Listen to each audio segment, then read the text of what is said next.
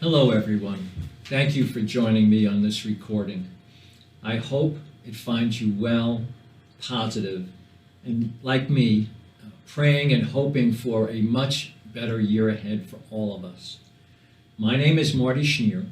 I'm the Executive Director of the JCC, and I wanted to take this opportunity to communicate with you at the beginning of the year. We are now 10 months into the pandemic.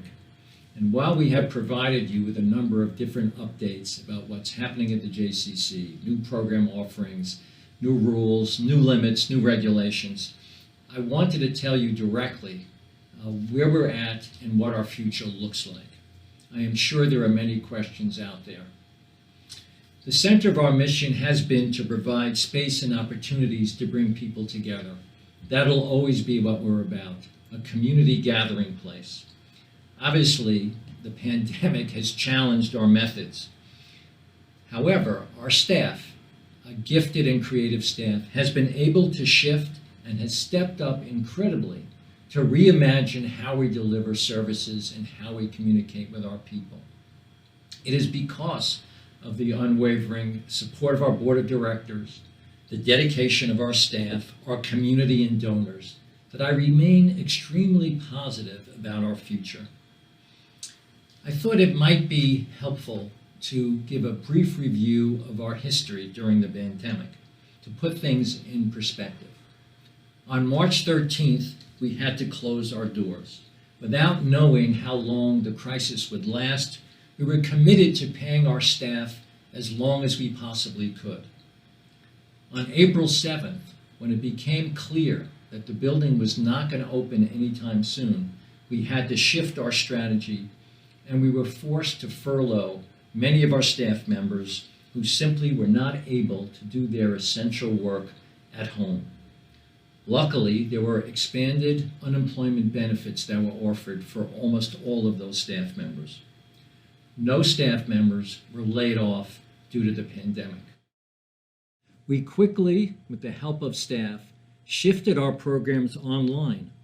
Our early childhood teachers provided content and came into the homes of family and children through the internet and through Zoom. Zoom quickly became, for all of us, an opportunity and a way of life. And I know many of you also were able to take advantage of our cultural and educational programs that had a huge impact and larger followings than we had in person. So as we were getting ready and hoping to open, we read and reread the constantly changing guidelines and conditions for opening. We cleaned, we restructured, we shifted, we disinfected to get ready. Once we were able to open, finally at the end of June, we began our outdoor pool season, and shortly thereafter, we were able to start our summer camp. We welcomed some of our youngest members back to our early childhood program, our summer program, and we offered fitness classes outdoors. We were able to bring back the vast majority of our staff thanks to the promise of a PPP loan from the federal government. PPP stands for Payroll Protection Plan, and it was administered by the Small Business Administration. We were extremely humbled as our community of supporters kept up their membership and continued to support us even though they were not receiving the services or in the environment that they were accustomed to.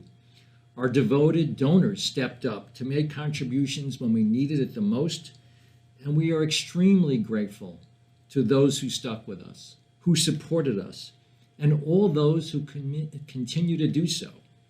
Almost 2/3 of our members paid dues during this entire time period.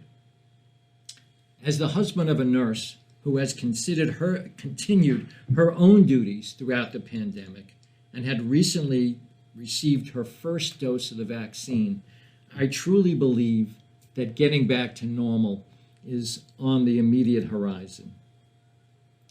So now, with that as a background, where are we? We've been welcoming back a number of our members safely and slowly. Hopefully you follow us on our website and through constant contact, and you see all the changes that we're making, the changes in hours, the opportunities available to take advantage of programming, it is critically important for us to remain in conversation with our members, to hear your feedback, and to understand as the pandemic fluctuates, severe, less severe, what you're willing to do and what you need most from the center. Our early childhood program has been running very successfully and has been, to quote a parent, a savior for working parents. Our fitness center has been open with limited mandated capacity. If you have followed the governor's recent proclamations, we went from 40% capacity to 25%. But those time slots are being filled, and we constantly consider what other times of day and times of the week we should be open. We have been able to offer some limited, again, size and classes for group exercise as well in the building as we continue to offer our classes and program online.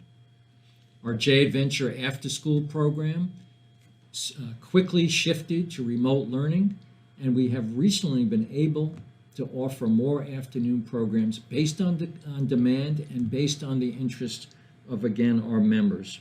Our indoor pool is very busy with lap swimmers, and our swim team has been able to continue to practice their beloved sport.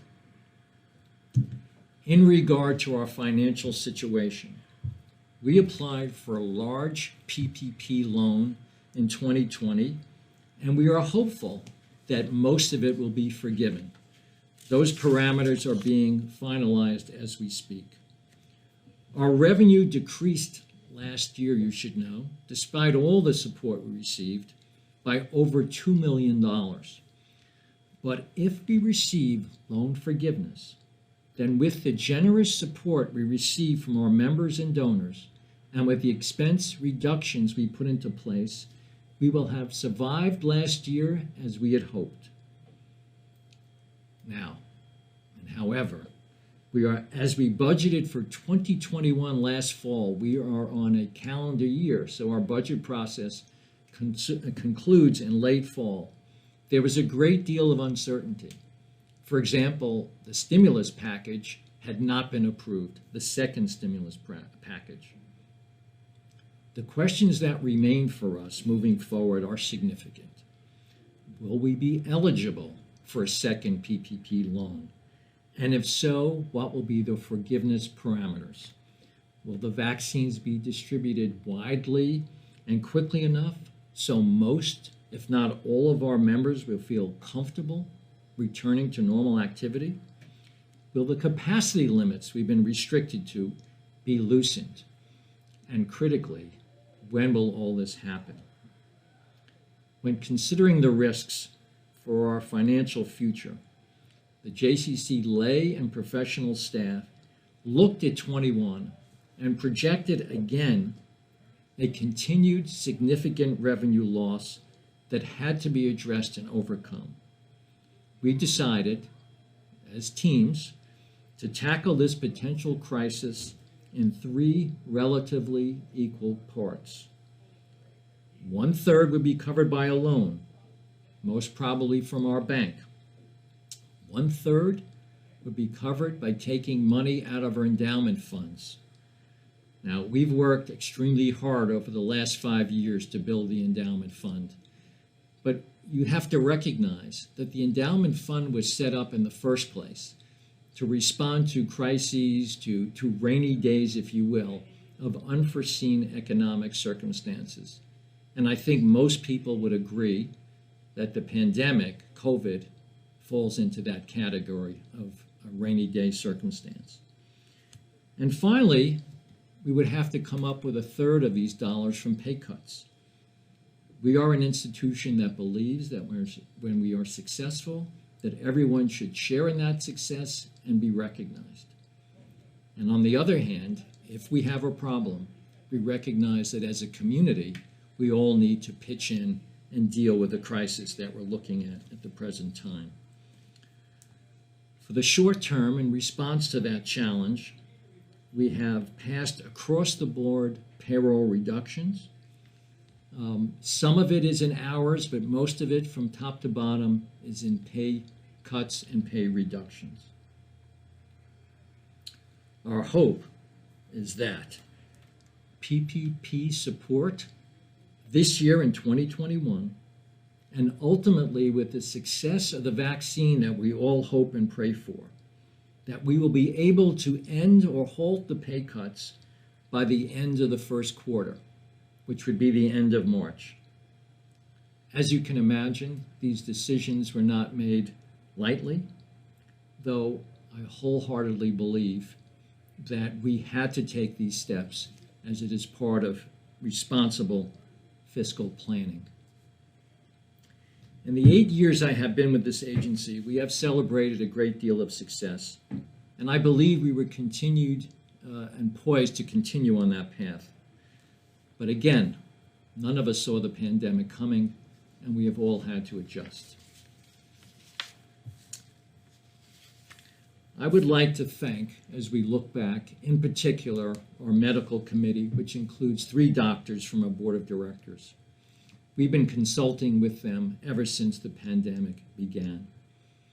As you can imagine, again, with changing guidelines and changing requirements and rules and procedures, we were in constant contact with that group. And we've done everything with determination and dedication to our long-term cause and mission. Please know that every decision we make, at the core of that decision is the health and well-being of our staff, our members, and our extended community. Through all of this, my hope and faith for the success of the agency has remained strong. Please know, all of you out there listening to this, that my door remains open. It's important for me to hear what you have to say and to understand what you're thinking. And of course, suggestions you might have, how we deal with this transition, hopefully to a better day, are welcome at all times. In fact, my email address, mschneer@jccns.com.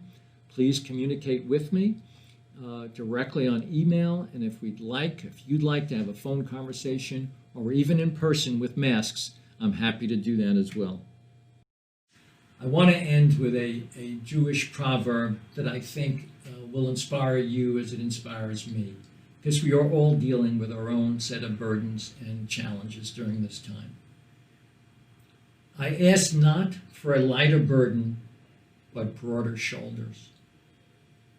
Again, I ask not for a lighter burden, but broader shoulders. I pray that as we continue to face the challenges ahead, COVID-related and not, that our shoulders remain strong and broad in order to carry the burden we are given. I hope to see you all back in the building very soon. I want to wish you all a happy and healthy new year, and thank you all for your time and for listening.